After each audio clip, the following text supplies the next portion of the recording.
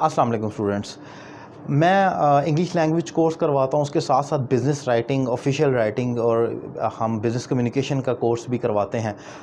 बहुत सारे लोग जॉब करते हैं, उन्हें लेटर, एप्लीकेशन और बिज़नेस राइटिंग, ड्राफ्टिंग में इशू होता है। मैं सारा टॉपिक और सारे लेक्चर्स तो यहाँ पर डिफ़ाइन नहीं कर सकता, लेकिन जितना समराइज़ किया जा सकता है कम टाइम के अंदर मैंने कोशिश की है बिज़नेस राइटिंग स्किल्स को डिफ़ाइन किया जाए कि आप एक लेटर, एप्लीकेशन या आपने फॉर्मल ड्राफ्टिंग करनी है तो उसमें कम से कम क्या पॉइंट डिस्कस किए जा सकते हैं। ज़्यादा का तो टाइम नहीं है, तो आइए स्टार्ट करते हैं। सबसे पहले अगर लेटर, एप्लीकेशन या बिज़नेस राइटिंग का जो असूल है वो ये है कि आपने पैसिव टेंसेस का इस्तेमाल करना और फॉर्मल राइटिंग, क्योंकि पैसिव ही फॉर्मल होती है। जैसे कि ख़त लिखा जाता है, नहीं कि आपने ये नहीं कहना कि आप ख़त लिखते हैं, बल्कि आप लिखेंगे आपको लिखा जाता है। मैं आपसे रिक्वेस्ट करता हूँ, ये नहीं लिखना यू आर रिक्वेस्टेड, आपसे रिक्वेस्ट की जाती है, ये कहना है।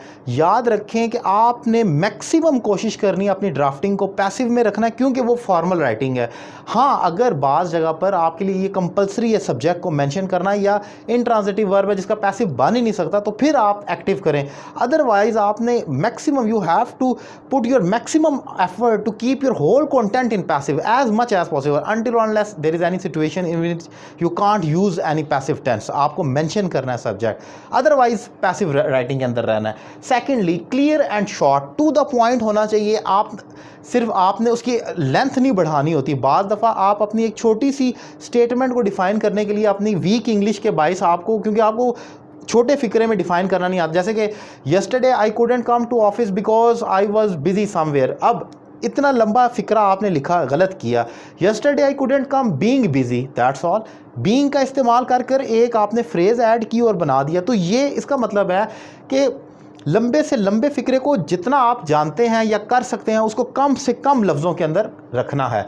Secondly, don't write long sentences, this is very important point. जब लोग ईमेल मैं चेक करता हूँ, या उसमें एक सबसे बड़ा एरर जो होता है वो ये होता है, आपने जब फिक्रे का आगाज़ किया, आप कोई ईमेल लिख रहे हैं अपनी कंपनी को या अपने सबऑर्डिनेट्स को, आप ये भूल ही जाते हैं स्टार्ट कर करके इसकी क्लॉजेस कितनी लंबी जा रही है।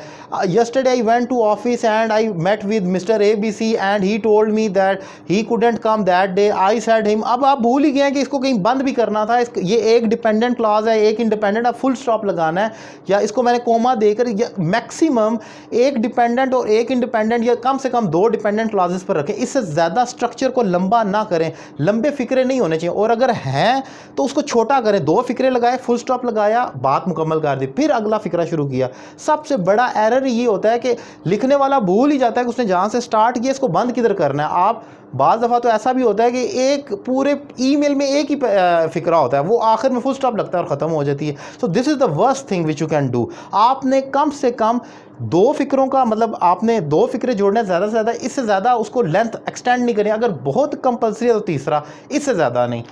आगे देखें, use transitional words. Transitional words बहुत खूबसूरत अल्फाज हैं, कंजक्टिव एडवर्ब भी जिन्हें कहा जाता है।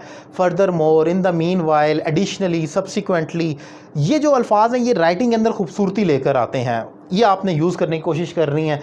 इसके बाद ये भी एक बहुत बड़ा एरर है, don't use your own abbreviation. अक्सर लोग अपने पास से बनाई हुई एब्रीवेशन लिख देते हैं। अगर ईमेल लिख रहे हैं और उसमें किसी बंदे का नाम है, पूरा नहीं लिख रहे, छोटा करके लिख दिया। मैं खुद ईमेल पढ़ता हूँ, मैं हैरान, ये कौन सी एब्रीवेशन है, कभी सुनी ही नहीं। वो होता है ये कि वो आपको तो पता है बट अगले बंदे को मे भी ना पता हो। जैसे कि एक और एब्रीवेशन है ASAP, अक्सर लोग पढ़ते हैं एज सून एज पॉसिबल। क्या ज़रूरत है इतनी भी शॉर्ट करने की? आप एक वर्ड को कम से कम, इसमें आप कितनी बचत कर सकते हैं। सो आपने एब्रीवेशन का या तो बहुत कम इस्तेमाल करना है, जो अर्जेंट है, जो मस्ट है, जो दुनिया जानती है, जैसे कि UNO, PTV, अब ये वो हैं जो सारी दुनिया जानती, इसके अलावा ना यूज़ करें। इसके बाद जो अगला पॉइंट है वो नंबर 6 है कि आपने इनडायरेक्ट सेंटेंसेस का इस्तेमाल करना है।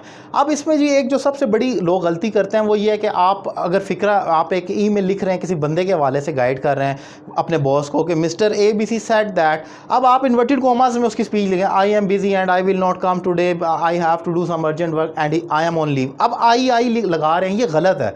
आपने इनडायरेक्ट करना है, he said that he wouldn't come because he had to do something and he would be busy और वट सो ईमेल लेटर में आप जब किसी सेकंड बंदे को रिपोर्ट कर रहे होंगे तो आपने हमेशा इनडायरेक्ट में रहना। ये नहीं कि इन्वर्टेड कॉमास के अंदर उसकी रिपोर्ट आप कोट कर कर अपने बॉस के आगे पेश कर दे। इट्स नॉट लाइक आप रिकॉर्डिंग कर कर दे रहे हैं। तो ये एक इंपॉर्टेंट पॉइंट है। देन आगे मिनिमम पंक्चुएशन का ख्याल रखें। अगर आपको इंग्लिश बहुत अच्छी नहीं आती, आपका ये फील्ड नहीं रही है, लेकिन आपको लेटर एप्लीकेशन लिखना पड़ता है और ज़्यादा कुछ नहीं कर सकते, कम से कम पंक्चुएशन के 3 रूल्स लाजमी आपकी ईमेल के अंदर होने चाहिए।